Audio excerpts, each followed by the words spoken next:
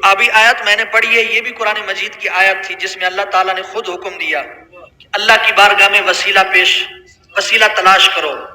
چھٹا پارہ سورہ میدہ آیت نمبر 35. اگلے نمبر پہ حضرت یوسف علیہ السلام کا ذکر ہو رہا ہے.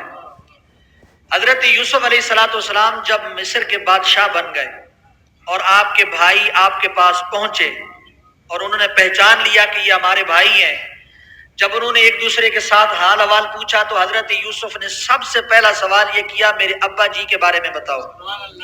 حضرت یعقوب علیہ السلام حضرت یوسف کے والد تھے، ان کے بارے میں مجھے بتاؤ کہ میرے بابا کیسے ہیں. تو بھائیوں نے بتایا کہ جی آپ کی جدائی میں، آپ کے غم میں رو رو کر آپ کی آنکھیں چلی گئی ہیں، ان کی آنکھوں کا نور چلا گیا ہے. آپ کی جدائی میں رو رو کر مسلسل آنسو بہاتے ہیں، ان کی آنکھیں چلی گئی ہیں. تو حضرت یوسف علیہ السلام اللہ کے پیغمبر تھے اور اللہ کے نبی سے زیادہ توحید کو کوئی نہیں جانتا. اسی ذرا کہو سبحان اللہ. اللہ کے نبی آتے ہی توحید پڑھانے ہیں، آتے ہی توحید سکھانے ہیں. لوگ بتوں میں مبتلا تھے، بتوں کی عبادت میں مبتلا تھے، تو اللہ کا نبی جو بھی آتا تھا وہ کہتا تھا کہ ان کی عبادت نہ کرو، یہ شرک ہے، اللہ کے علاوہ کوئی عبادت کے لائق نہیں ہے. تو یہ توحید تھی نا، توحید کا سبق نبی سے بڑھ کر کوئی نہیں جانتا ہے. حضرت یوسف علیہ السلام اللہ کے نبی تھے تو وہ چاہتے ہاتھ اٹھا کر اللہ کی بارگاہ میں دعا کرتے یا اللہ میرے بابا کی آنکھیں روشن فرما دے. حضرت یعقوب خود نبی تھے، اگر وہ چاہتے تو اللہ کی بارگاہ میں ہاتھ اٹھا کر دعا کرتے یا اللہ میری آنکھوں کا نور واپس کر دے.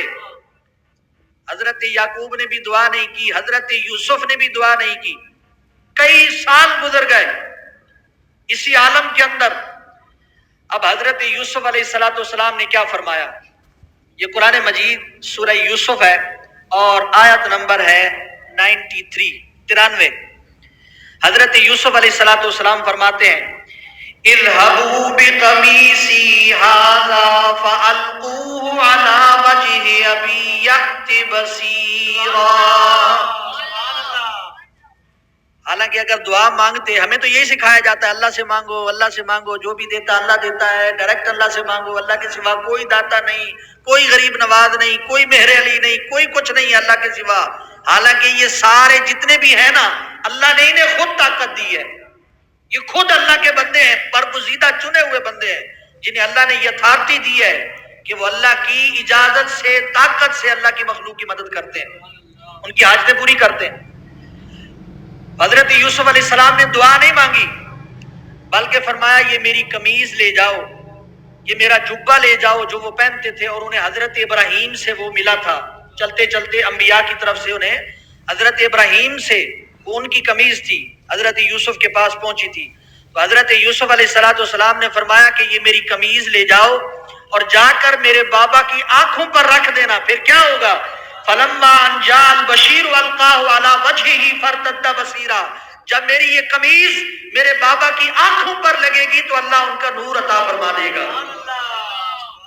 یہ کون سکھا رہا ہے؟ اللہ کا نبی سکھا رہا ہے. اب جو شرک کے فتوے لگاتے ہیں وہ کس پر لگاتے ہیں؟ جواب دے ذرا. اللہ رب العزت کے نبی نے جو خود توحید کا اتنا بڑا عالم، توحید کا درس دینے والا ہے، وہ یہ دعا یہ طریقہ سکھا رہا ہے کہ میرے اس قمیض کی برکت سے میرے بابا کی آنکھوں کا نور واپس آ جائے گا. اب یہ قمیض وسیلہ بن گئی کہ نہ بنی؟ حالانکہ دعا سے کام ہو سکتا تھا مگر قمیض کو بیچ میں وسیلہ بنایا. اور ایسے ہوا جب ان کی قمیض ان کی آنکھوں پر لگی اور وہ قمیض اتنی برکت والی تھی، حضرت ابراہیم کی طرف سے وراثت میں ملی تھی، تو اللہ نے اس قمیض کی برکت سے آنکھوں کا نور عطا